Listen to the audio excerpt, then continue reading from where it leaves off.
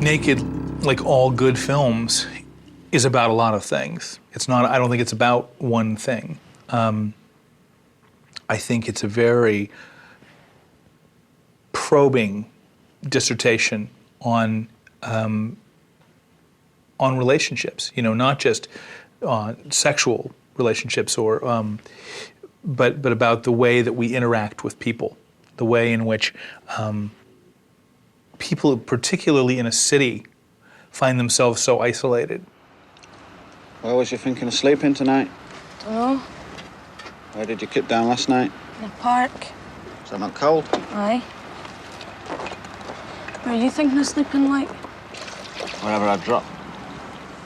It echoes that idea of only connect, you know, that it's so hard for people to make connections. It's those missed opportunities, what could have been for people, and then what the reality of life ultimately brings to them. And with that, there's the hope of you're still alive, there's always tomorrow. When you string together and you look at all of Mike Leigh's work, you get that real thread of humanity running through it. And that's what makes it so beautiful, so watchable, so moving, in a completely kind of honest and earned way. Mike Leigh, I think he spends as much time as he does crafting characters and situations because he wants to get to the heart of the matter. He wants to get to what is real. And for him, I think in Naked, Johnny's universe, you know, is one that is very troubling to he as a filmmaker, and definitely to that character. You know, the character is on the run practically the entire picture. He's someone who is not really home in any conventional sense of the word.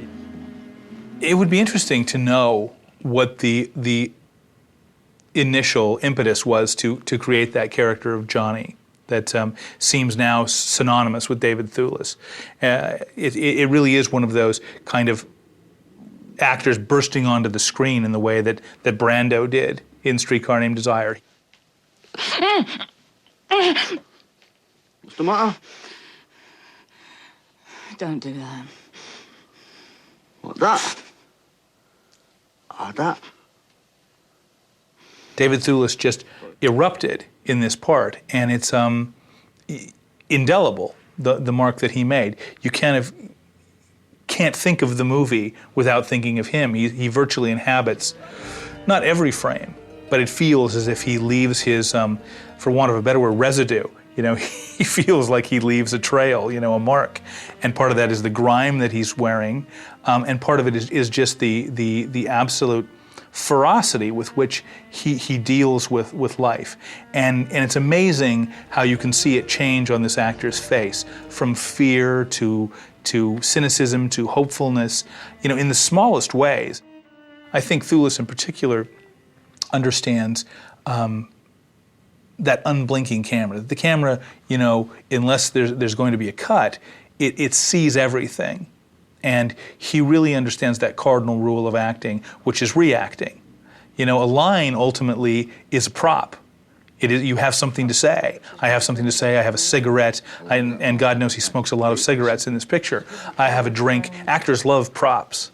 But I think the truly great screen actors are great at reacting to sitting and listening to someone. You can see, you know, the intelligence and the way that they feel about what someone has said. So what is it that you're guarding? Space. You're guarding space? Well, that's stupid, isn't it? Because someone could break in there, right, and steal all the fucking space, and you wouldn't know it had gone, would you?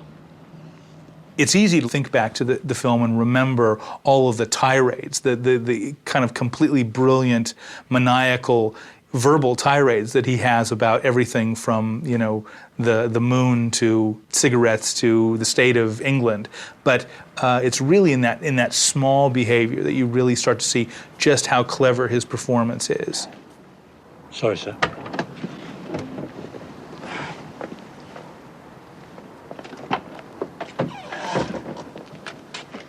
The idea is to create characters that nobody else has seen, nobody else has created. Mike Leigh, what he really is best at is helping us appreciate all of the layers of life, all of the realms and classes, particularly, you know, that English social class system. The people that live on the fringes of that. I think he's most successful in that world of Johnnies and Louises. Like, I think Lesley Sharpe as Louise is kind of the unsung hero or heroine of that particular film. She's so real and so good. You can just kind of feel the pain of seeing Johnny again, the pain of having him there, knowing that he's probably been making physical advances towards Sophie, the way she stands up to everyone, you know, particularly this landlord who's come back into the house and has been acting devilish with the women. Would you not want me to slice your prick off and shove it up your arse?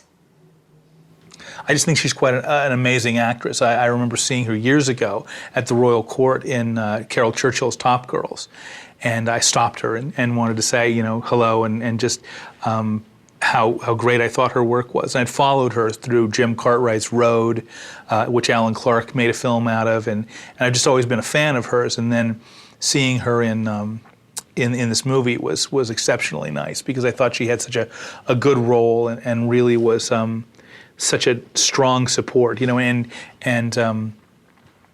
the perfect, you know, foil in a way to Johnny's character, because she understood the world that he came from, and you could, in a handful of lines, you could really feel the year, you know, of probably love and pain that they had brought to each other, because you could feel the connection that he had to her, that he's made this trip and he wants her, you know, in so many ways, and he lashes out and he's hurt and he's attracted to her, and for that character to want someone in such a way, it helps you know how special she is.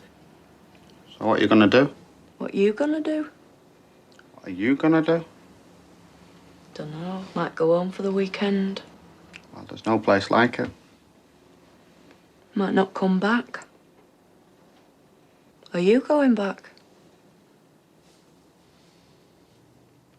At the time when the film came out, he had charges of misogyny leveled at him in the same way, I think, not unlike the some of the things that were said about the film that I did in '97, In the Company of Men. And I think in both cases that it was kind of unfounded in terms of the pictures. And particularly this movie, I think that Naked, while the treatment of women is seriously looked at, I think it would be very hard for someone to honestly say that he's creating something that is not true. Not true in the sense that it happens, that people are, both men and women, are often mistreated in relationships. Not all women, not all men. That's the beauty of fiction. You know, it really only has to be true for the little part of the world that you create. Did you buy them like this, or are the holes self-inflicted? Nah, a spider spun them, and that's where he had a tea break. Fuck you, now, that's a bit excessive, innit? I rather like this belt too. Oh, God. Here we go. The women in this picture certainly give as well as they get. That you have when you have really strong actresses in those parts, that helps. But I think that the characters are all working from a place of desire, of need. You know, they're very needy people, and that manifests itself in a variety of ways. Sometimes very aggressively, sometimes assertively, sometimes passive-aggressively. You stop fucking about and fidgeting in my peripherals and trying to concentrate. She's got a very little waist, Sophie, hasn't she? She's got little tits and all. What Mr. Leigh is particularly good at is creating people who live in a kind of gray zone.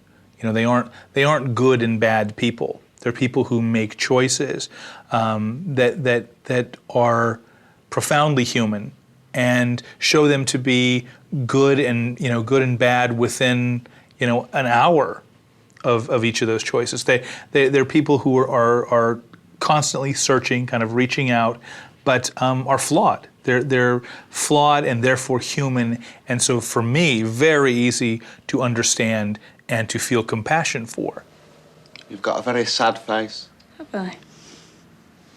It's all right. I mean, I find that attractive.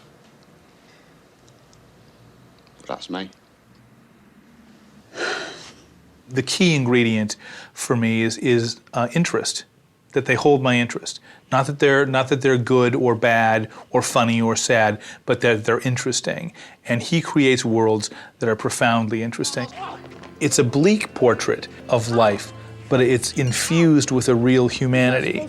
And I think that's its saving grace, is that no matter what Johnny does, you still find yourself pulling for him. It's one of those films that ends in such a superb way, because I remember not wanting it to end where it did.